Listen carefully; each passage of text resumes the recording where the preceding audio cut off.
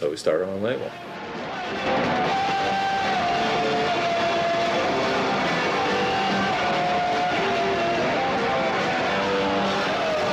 Initially, it was just your close friends that were playing, and within, God, it's like 6 months, you'd see the parties. It was 50 people here, and then it was like 100, then it was like 200, and then it got to the point where they shut down the party before you can play.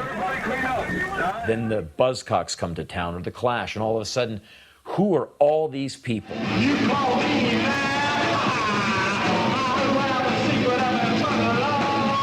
Cramps play the psychedelic, place the size of this room. It's a big deal. Like 300 people? Ew, I don't know every name in this room. Sell out. Once the media started popularizing it, then all these people started showing up, and it was like, well, we saw this on TV, or we saw this in this movie, we saw this photo, so we figured this is the way that we have to behave. Anyway, the punks took the pogo step, went wild, invented the slam. Well, the more people you bash, the better slam dancer you are. Yeah, did the dancers get hurt? Well, that's the idea.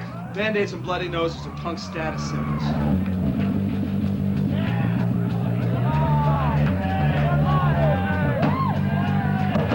Probably for the first half of the 80s, Black Flag was perceived as the thing, or one of the things. Like bands would think, oh, if I could just get up there.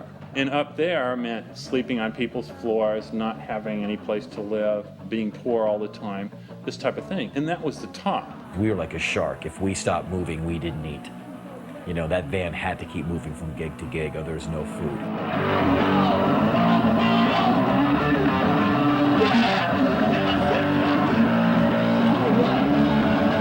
I mean, I think one of the most important chapters of the history of rock and roll, history of music, was the time that all the kids got together, wrote their own songs, formed their own bands, put on their own shows, put out their own records, made their own magazines, set up their own touring networks, you know, set up this whole thing, and the major labels were completely unaware.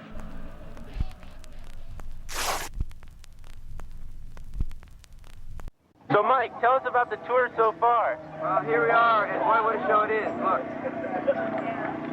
Luckily, NoFX stayed together through the late 80s because all our friends' bands, you know, SNFU and RKL, they all called it quits because there weren't a lot of fans out there.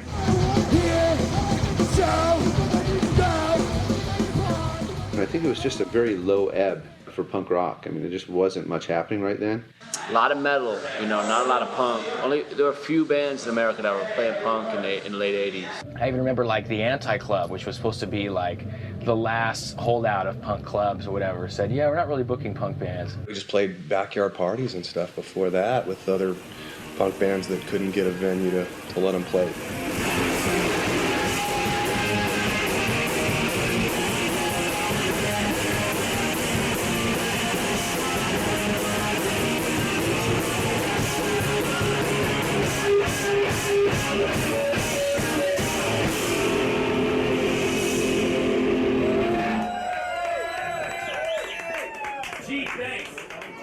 When we first started, it was like everybody was playing fast, everybody was playing aggressive, everybody was macho. You know, everybody was taking off their shirt and showing off their muscles to other young boys taking off their shirts and showing their muscles. And we were like, well, you know, that's not what we want to do, and we want to get into more of songwriting.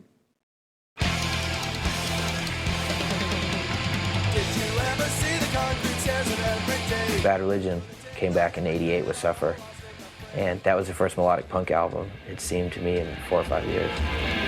I refuse to abuse what is kind to abuse, but it's there, and it's happening to me along the way as we go through the smoke. For us, that was a big influence. Their music and their lyrics especially were really cerebral and had a lot to do with the human condition and our evolution as a species. And I think that just kind of started something that just kind of slowly festered. We put out a pretty decent record, so it kind of reignited the scene in a way. It was right after that Operation Ivy put out their record. So all of a sudden that year, you know, 2 really killer records had come out of the West Coast. You know, Operation Ivy was such a huge band to me. They were just like, I was 15 years old when I got into that band. I just remember thinking, like, this is like the greatest band in the world. Fucking now.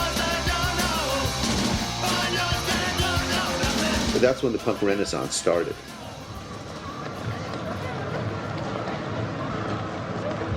There was always a few punk rock, splashes in the mainstream, but not from a young new band that was really part of a movement until. Took the 60 bus out of downtown Campbell Benz. I not who he was on there, he was waiting for me. While the punk rockers and the moon stompers who rode on the corners where they're sparing for change.